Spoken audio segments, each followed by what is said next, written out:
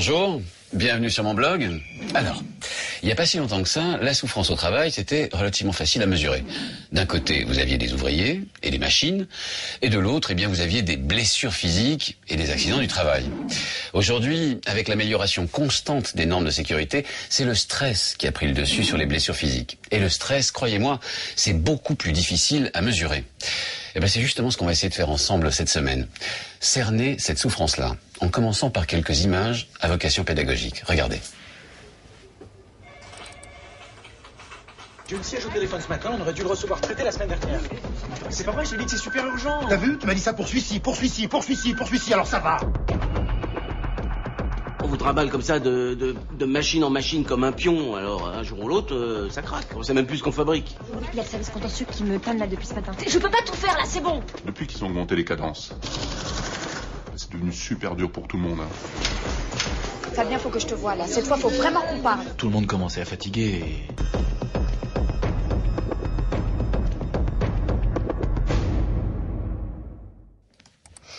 Alors, ces images ont été tournées par l'INRS, l'Institut National de Recherche et de Sécurité, un organisme français chargé de, je cite, la prévention des accidents du travail et des maladies professionnelles. Enfin, c'est exactement ça aujourd'hui. Tout est urgent. Et tout le monde est polyvalent. Du coup, 22% des salariés européens se disent stressés et en souffrent. Mais pour être plus précis encore sur cette question du stress, on va poser la question à quelqu'un qui y a consacré toute sa carrière. Vous me suivez ? Marie Peset, bonjour. Bonjour, ravi de vous rencontrer. Merci. Alors, vous êtes docteur en psychologie et puis vous êtes spécialiste de la souffrance au travail. Regardez, nous sommes ici au No Stress Café. Parfait. On entre ? On entre. Alors, on sait qu'un quart des Européens disent souffrir de stress au travail. De quoi parle-t-on exactement ? Alors, quand on parle de stress, on utilise un concept poubelle qui signifie tout et n'importe quoi, alors qu'il existe des définitions extrêmement précises pour ce qui concerne les pathologies du travail. Alors, dites-moi. Les pathologies de surcharge. Surcharge du côté du psychisme, avec des tableaux aussi précis que le burn-out, le fameux épuisement professionnel. Oui. Des tableaux aussi précis que l'état de stress post-traumatique en situation de harcèlement. Des troubles cognitifs, concentration, logique, mémoire, qui vous étonneront pas étant donné que nous sommes tous en surcharge au niveau du travail, justement. Ça, c'est pour le psychisme. Et puis, des pathologies de surcharge qui sont celles qui concernent le corps, c'est-à-dire les TMS. Vous savez que c'est actuellement la maladie professionnelle qui est une véritable pandémie dans le monde. TMS, c'est troubles musculo-squelettiques, c'est-à-dire tous ceux qui touchent les muscles et le squelette qui sont engagés dans le geste de travail, et toutes les pathologies finalement du corps engagées dans le travail. Il y a quelque chose qui est spécifique à la France, qui est la médecine du travail. Alors, à quoi sert-elle dans le contexte que vous décrivez ? Heureusement que nous avons des médecins du travail, parce que ce sont les seuls à pouvoir prononcer actuellement les inaptitudes à tout poste qui obligent le chef d'entreprise à licencier un salarié plutôt que de le pousser vers la sortie par un harcèlement stratégique ou d'autres manœuvres douteuses. On est dans ce pays dans des rapports sociaux d'une dureté qui ne permettent pas de compromis de sortie suffisant, et le médecin du travail est là quand même pour, en tant que conseiller du chef d'entreprise et du salarié, tenter, puisque lui peut aller dans l'entreprise, de trouver des solutions au quotidien. Il se trouve que le management français a une particularité par rapport aux managers des autres pays, c'est qu'il a l'air de penser qu'il faut véritablement entretenir un management par l'instabilité sur le poste de travail au travers de techniques extrêmement précises, techniques relationnelles comme par exemple tutoyer quelqu'un quand il doit vous voyer en retour, lui parler avec un ton verbal élevé et menaçant, le recevoir pour des entretiens d'évaluation à visée de déstabilisation avec un N+1 gentil et puis un cadre plutôt dur dans sa manière d'évaluer le travail, des fausses sorties comme dans l'entretien policier. Alors comment ça se passe dans d'autres pays d'Europe qui rend le management français si particulier ? Que vous alliez en Angleterre ou dans d'autres pays, notamment du nord de l'Europe, ce qui est conservé, c'est la reconnaissance du travail accompli. D'accord. Et on va vous gratifier si vous travaillez. Vous aurez des bonus, vous aurez des augmentations. En France, je pense que tout le monde a compris que même en travaillant beaucoup, on ne gagne pas plus, qu'on n'a pas plus de bonus et qu'on n'a surtout pas d'augmentation. Vous savez combien ça coûte en arrêt maladie, en journée de travail perdu, le stress ? 2 à 3 points de PIB par an. C'est-à-dire entre 50 et 75 milliards d'euros, tant en France qu'en Allemagne d'ailleurs. Et au bout de cette souffrance, il y a le fameux burn-out dont parlait Marie Peset. Le burn-out, c'est un épuisement total au travail, un peu comme une chandelle qu'on éteint, vous savez. J'ai d'ailleurs retrouvé un reportage allemand, ou plutôt tourné en Allemagne, qui date de 2007. Regardez.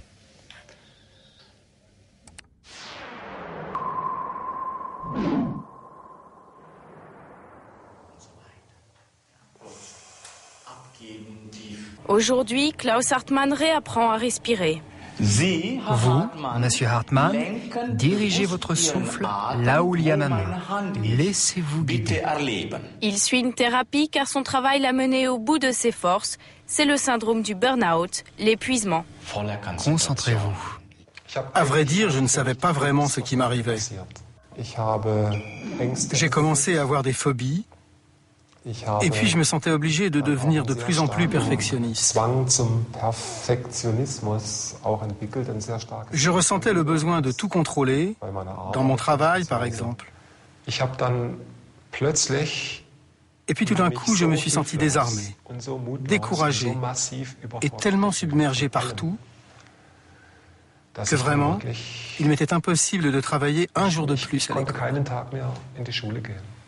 Comme lui, les victimes du burn-out se retrouvent dans cette clinique de Bavière. Ici, on soigne les troubles psychosomatiques. Depuis 3 ans, le psychologue Stephen Kor s'est spécialisé dans le traitement des dépressions liées au monde du travail. Le burn-out est un symptôme complexe. Il se développe généralement sous forme de dépression. Le diagnostic médical est donc souvent celui d'une dépression aux formes multiples. Principal remède, la thérapie de groupe. Excusez-moi, pour mon appareil, j'avais déjà appelé hier. Est-ce que vous pouvez m'aider? Non. Est-ce que le rapport sur la patiente est déjà là? Je ne sais pas. J'ai besoin d'un rendez-vous aujourd'hui, c'est très urgent. Comment ça va? Mal. Mal. Comme d'habitude, oui. Cadres supérieurs, enseignants ou commerçants réapprennent ici à gérer leur stress. À travers nos observations subjectives, nous nous sommes d'abord rendus compte que les problèmes professionnels devenaient de plus en plus importants. Les patients nous racontent de plus en plus clairement leur stress au travail, les problèmes de restructuration, de licenciement, les craintes du chômage. Et les statistiques viennent confirmer l'impact de plus en plus fort qu'a le travail sur la santé. C'est vrai, vous savez que les statistiques le confirment. Tenez, regardez. Au début des années 90, le stress représentait 18% des arrêts maladie. 20 ans plus tard, c'est 40%. Il y a même un pays en Europe où plus de la moitié des salariés se disent stressés. Et ce pays, figurez-vous, c'est la Grèce. Pour essayer de comprendre pourquoi, je vous propose de vous connecter ou de nous connecter avec Giampaolo Accardo. Vous vous souvenez? Il est rédacteur en chef adjoint de presseeurope.eu. Bonjour Giampaolo. Bonjour Anthony. Alors il paraît que les Grecs seraient les salariés les plus stressés d'Europe. Pour quelle raison? Contrairement aux idées reçues, ce sont les Grecs ceux qui travaillent le plus d'heures par semaine en Europe, 42 heures. Et par ailleurs, s'ils travaillent beaucoup, c'est aussi parce qu'ils cumulent souvent des boulots, un boulot principal et des petits boulots pour joindre les deux bouts. Alors ça, je crois que ce sont des chiffres qui datent de 2007. Est-ce que la situation a changé depuis? Oui, Anthony, tu sais que depuis 2007, la crise est passée par là et avec elle, le chômage. Et aujourd'hui, la principale cause de stress chez les travailleurs grecs, c'est la crainte de perdre le boulot qu'ils ont quand ils en ont un. Alors, est-ce que c'est particulier à la Grèce, cette situation, ou est-ce que d'autres pays sont concernés? Oui, alors Anthony, le fait d'avoir plusieurs jobs est commun à la plupart des pays du sud de l'Europe, Portugal, Espagne, Italie et Grèce bien sûr. Des pays où les salaires sont globalement bas et où le coût de la vie est assez élevé, en particulier dans les grandes villes. Dans ces pays par ailleurs, depuis une quinzaine d'années, les jeunes n'ont accès qu'à des contrats précaires. Et le facteur principal de stress, ce n'est plus le rythme de travail excessif ou encore la perception de ne pas avoir les moyens d'accomplir ses tâches, mais c'est la crainte de perdre son job ou de ne pas voir son contrat de travail renouvelé ou encore le mobbing. Qu'est-ce que c'est que ça, le mobbing? Mobbing, c'est un terme anglais qui a été adopté tel quel en italien et qui signifie le harcèlement. Il a fait d'ailleurs l'objet d'un film en 2004 par la réalisatrice Francesca Comencini. Le film s'intitule Mi piace lavorare. Et je te propose de voir ensemble la bande-annonce. D'accord, on va regarder ça. Mi piace lavorare, ça veut dire ça me plaît de travailler, c'est ça? J'aime travailler, oui. La società che ha comprato è una società che ha una filosofia molto precisa, la flessibilità totale. Non interessano i vostri problemi personali, i carichi di famiglia, le fatiche di tutti i giorni. Il loro obiettivo è di porvi davanti alla scelta tra mantenere gli affetti, le relazioni familiari, i rapporti costruiti e il lavoro. Signorina, cosa fa lei qua? Lei non è prevista in questa riunione, non so chi gliel'ha detto, ma... Allora, lei da oggi si occupa della fotocopiatrice? Non ho proprio niente da fare e non lavorare mi stanca molto. Ah oui, donc c'est ça, le mobbing, si j'ai bien compris, ça veut dire le harcèlement collectif au travail. Tout à fait, qui est lui aussi un facteur de stress non indifférent en Italie, qui a fait l'objet de plusieurs arrêts de la Cour de cassation et qui a lentement créé une jurisprudence en faveur des salariés à partir de la fin des années 90, et cela en l'absence d'une loi spécifique. Merci Gianpaolo. Merci à toi. Arrivederci. Arrivederci. Alors, maintenant qu'on a fait le tour du problème, comment le résoudre? Eh bien d'abord par la prévention. Et comme souvent en Europe, les expériences les plus prometteuses viennent de Scandinavie. Les Danois avaient deux problèmes. D'une part, un absentéisme très élevé. D'autre part, ils ont repoussé l'âge de la retraite à 67 ans. Du coup, ils ont créé un fonds spécial, un fonds pour améliorer les conditions de travail et réduire le stress. C'est son nom officiel.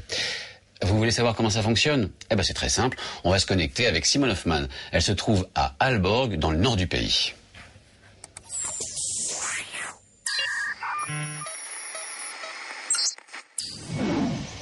Salut Simone. Alors dis-moi, que doivent faire les entreprises danoises pour accéder à ce fonds? Alors justement, Anthony, pour avoir une subvention de ce fonds de prévention, les entreprises doivent présenter un projet novateur.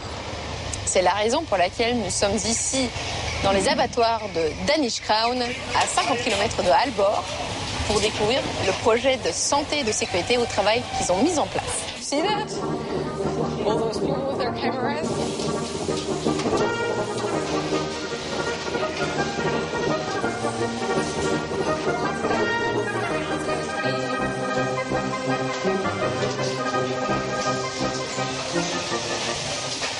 Bonjour, est-ce que vous pouvez me dire quel problème vous rencontrez, vous, dans votre travail ici?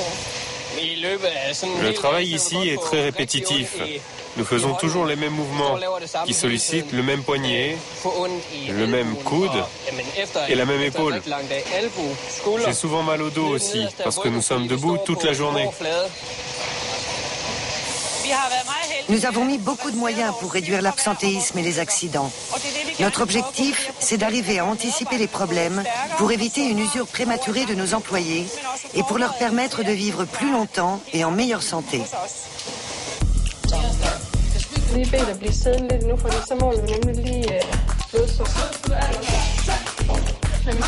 On va faire un test pour contrôler si vous avez du diabète. C'est juste une petite piqûre. Ça ira pour vous? Bien sûr.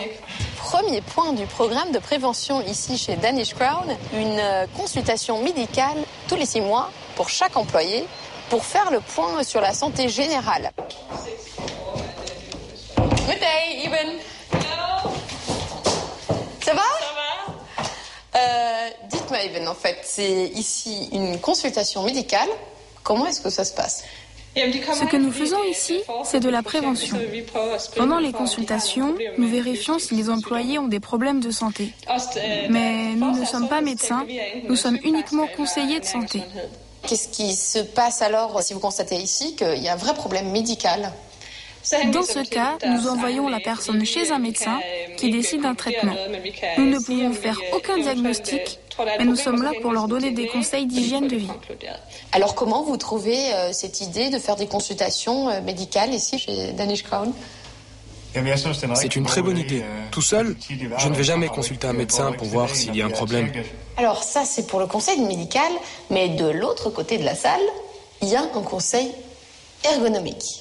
Comme vous vous êtes blessé à l'épaule droite, l'exercice que nous allons faire va soigner cette blessure et également renforcer les muscles de l'épaule gauche. C'est de la prévention pour éviter un autre accident. Écartez les bras, puis ramenez-les doucement.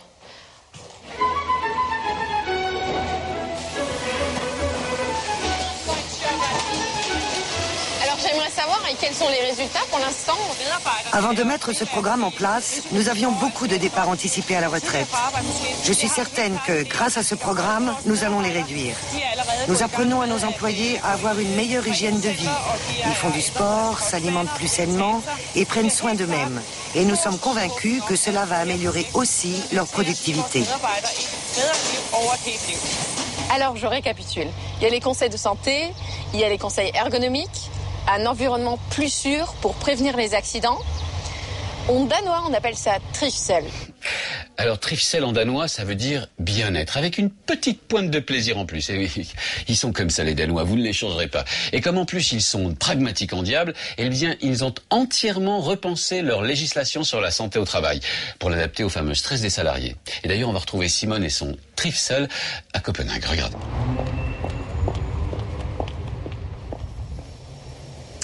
Je suis ici avec Jacob Tansmark du ministère du Travail qui va nous faire découvrir tout ce qui a changé au Danemark depuis ces dernières années et il nous fait une petite visite guidée. Alors, dites-moi Jacob, qu'est-ce qui a changé justement au Danemark au niveau de la législation depuis 2005 ? Avant 2005, seules les entreprises dans les secteurs à haut risque étaient inspectées par nos services. Depuis 2005, nos inspecteurs se rendent régulièrement dans toutes les entreprises de n'importe quel secteur.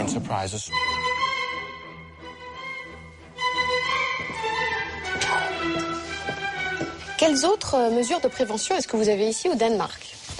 Une autre mesure que nous avons créée en 2005 est le système des smileys. Grâce à ce système, les conditions de santé et de prévention des accidents dans chaque entreprise sont rendues publiques. C'est un vrai classement accessible à tout le monde. Il donne à chaque citoyen la possibilité de se renseigner sur les conditions de travail dans n'importe quelle entreprise au Danemark.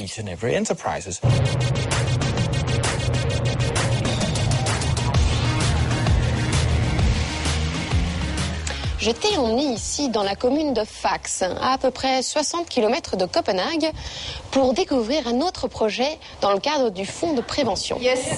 20 employés finissent aujourd'hui ici une formation pour devenir ambassadeurs de la santé. Je vais rencontrer Charlotte, qui est la responsable de ce programme ici. Good day. Good day. Alors, Charlotte, j'aimerais savoir, ici dans la commune de Faxe, pourquoi est-ce que vous avez décidé d'installer ce projet ? Le programme s'appelle Santé, plaisir et alimentation bio. Dans notre administration, les employés sont postés devant leur écran 8 heures par jour et ils ne bougent pas. De nombreuses études démontrent que quelques minutes d'activité physique par jour suffisent à réduire les risques de maladies dues à un travail sédentaire. Alors, ces ambassadeurs de santé, qu'est-ce qu'ils font exactement ? Les ambassadeurs de santé sont notre bras armé dans les services. Ce sont eux qui vont parler santé à leurs collègues de bureau et l'impact sera bien plus important que si c'était nous, les cadres, qui leur parlions sur un ton de donneur de leçons.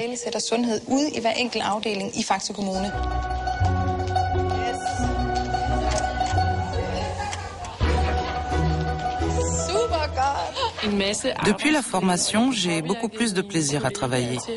Comme ambassadrice, je peux motiver mes collègues pour qu'ils changent leurs habitudes et qu'ils soient en meilleure santé.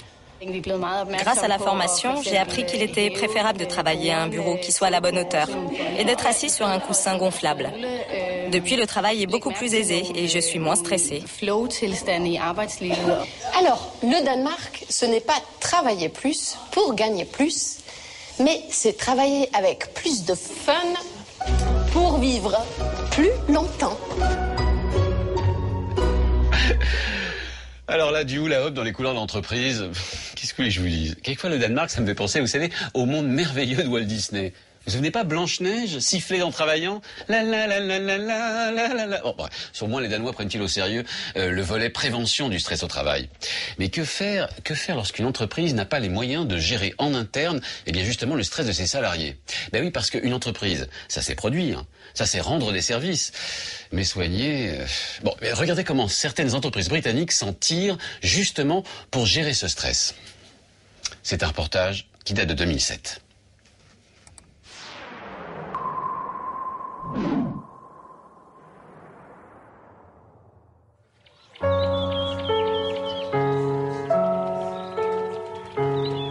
est un centre d'appel à 1 heure de voiture de Londres. Bonjour, IEA. Je suis Cassandra Smith. Racontez-moi ce qui vous amène et comment on peut vous aider. Depuis ce bureau, 24 heures sur 24, 7 jours sur 7, on veille au bien-être des employés de quelques-unes des plus grandes entreprises britanniques. Des salariés en difficulté appellent ici pour trouver informations juridiques, conseils, soutien psychologique. Le service est gratuit, ce sont leurs entreprises qui payent.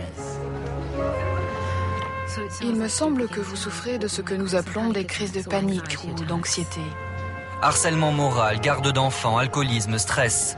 Conseillers et psychologues s'occupent de tout. À chaque problème correspond un pack, un dossier qui répond à toutes les questions posées.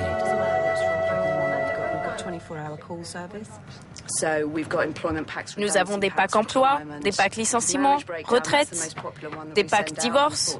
C'est celui que nous envoyons le plus souvent, malheureusement. En fait, ça va de la maternité et de la grossesse jusqu'à l'éducation des adolescents. Ce centre d'appel est nommé EAP pour Programme d'assistance aux employés. En s'abonnant à ces programmes EAP, les entreprises britanniques sous-traitent la gestion des problèmes de leurs salariés. Tout ce qui se passe en dehors de notre vie professionnelle a un impact sur notre productivité, ce qui est un problème pour l'entreprise. Alors, si nous pouvons avoir un impact sur la vie des gens en dehors du travail, cela peut avoir aussi un impact positif sur leur performance au travail et sur leur satisfaction aussi.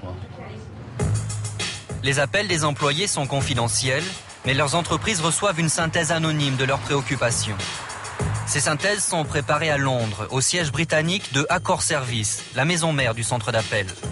Olivier Boulet est le responsable général du programme EAP d'assistance aux employés. Ici, on étudie la problématique de ressources humaines de ces entreprises. On leur fait des rapports réguliers sur l'utilisation de nos services. Ici, vous avez d'ailleurs un exemple de rapport, mois par mois, et par rapport aux différents types de problèmes qu'ont leurs employés. Et on est capable de détecter les tendances dans cette population d'employés et de les prévenir sur un certain nombre de risques et de leur proposer un certain nombre d'actions de prévention pour éviter que ces risques se développent. Accor Service a longtemps vendu des tickets restaurants. Aujourd'hui, pour 20 € par salarié et par an, le groupe vend aussi du bien-être pour employés. Le potentiel commercial est énorme. Les patrons anglo-saxons s'aperçoivent qu'en dépensant un petit peu dans ces services, eh bien, ils font des économies considérables en termes de diminution de l'absentéisme, de diminution des coûts de la santé pour leurs employés, et puis d'augmentation de la productivité. Donc vous avez tout un faisceau de raisons qui font que ces services aujourd'hui croissent avec une croissance de 15% l'an en Angleterre. Chaque année, les Britanniques manquent 13 millions de journées de travail à cause du stress. Il fallait réagir. Désormais, une nouvelle loi autorise les employés à poursuivre leurs patrons lorsqu'ils subissent trop de pression. Alors les patrons se protègent. En s'abonnant au programme EAP, ils évitent un déferlement de poursuites judiciaires. Ils évitent aussi de s'interroger sur les causes profondes du mal-être de leurs salariés. Les entreprises se sont hyper organisées. Il y a une recherche d'efficacité, de diminution des coûts pour rendre rentable la moindre seconde de notre vie professionnelle. Mais on est allé trop loin. Nous avons parlé avec des entreprises qui admettent le problème, mais qui n'ont pas encore trouvé les outils pour le résoudre. Ouais, je comprends ces critiques, mais qu'est-ce que vous voulez? Je continue de penser que confier à l'extérieur ce qu'on ne peut pas régler en interne, c'est pas aussi stupide que ça. C'est même un gage d'indépendance pour les salariés. Encore faut-il bien passer du constat à la résolution du problème. Parce que ça peut dégénérer, figurez-vous. Regardez ce que ça donne lorsqu'on néglige, le stress au travail ou le harcèlement. Regardez.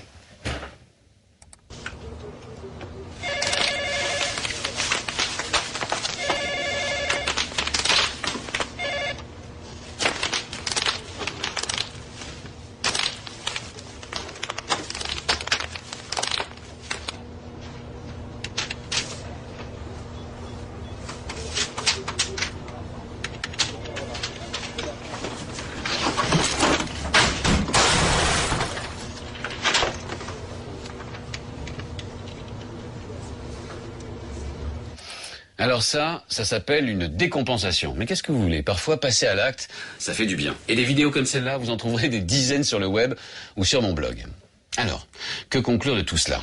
Eh bien, par exemple, qu'il ne faut pas négliger le stress, sous prétexte que ce serait une maladie d'enfant gâté, vous savez, pour salariés du monde développé. Et puis ensuite, on passe plus du tiers de notre temps éveillé au travail. Alors c'est pas pour y aller la peur au ventre. Surtout si l'on ajoute au stress la peur du chômage. Non, le travail, c'est la santé. C'est un endroit où l'on socialise, où l'on exerce ses compétences, où l'on se réalise. Alors, un peu de bien-être collectif ou un peu de trifsel à la danoise, si vous voulez, ça devrait être à la portée de n'importe quel bon management, non? Non? Allez.